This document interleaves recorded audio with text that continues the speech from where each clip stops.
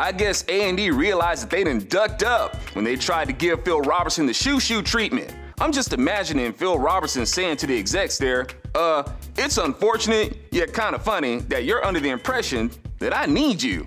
And on top of that, you think that I'd answer to you before God. That would be like you giving a smile to a few people over here while flipping off a whole bunch of people over here. Oh wait, that's exactly what you did. I think what happened. Propaganda.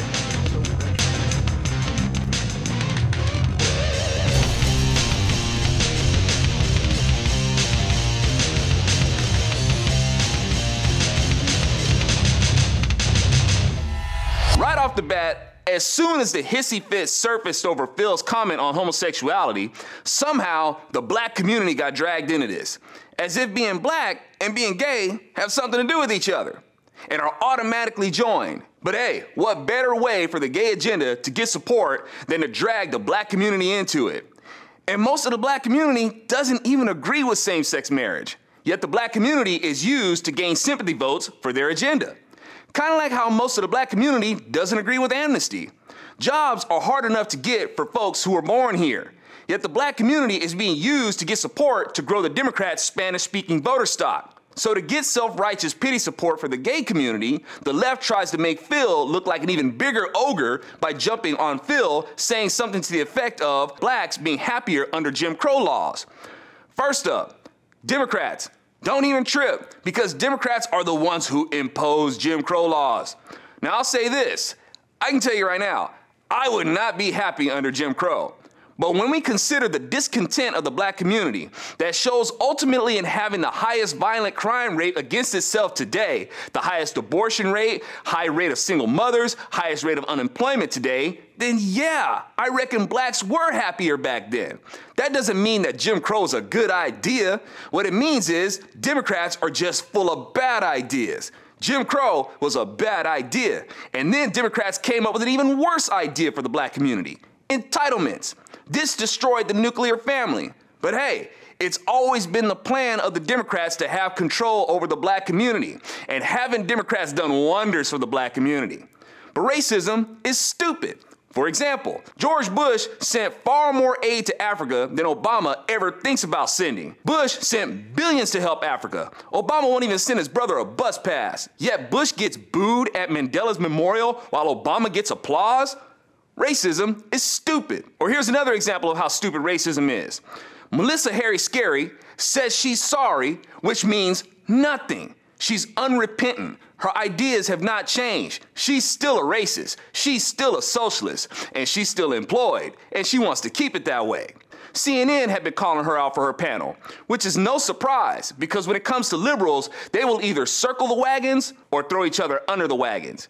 Now I'm going to use MHP to illustrate how stupid racism makes people. Liberals like to promote themselves as colorblind, yet super liberal MHP zero right in on the African American baby sitting on Mitt Romney's lap. I guess MHP got corrective surgery for that colorblindness. And notice the elitism of MHP. She feels obligated to point out that the child is African American, as if you're too stupid to figure that out for yourself. It's weird, man. Liberals go on and on and on and on about equality. Yet instead of seeing a family in this picture, they saw something unequal. Because they're twisted and evil. They do not want the race issue to be resolved. They thrive on divisiveness. The Democrat Party hated the Republican Party because Republicans welcomed blacks. They harassed and accosted Republicans. And the Democrats will try to swear up and down that they've changed. No, they haven't. They're still the same and still have a problem with seeing people of color with or as Republicans. Democrats hated it then, and they hate it now. They accuse Republicans of not having enough people of color in the party and harass them for it. Yet the second they see a person of color in the Republican Party, they harass them for it. They thrive on divisiveness and hate, and always have since their party was founded. They have a sick fetish for making people hate each other, but want to be loved themselves. And what's their strategy to be loved? By getting you to hate others so there's only them left to be loved.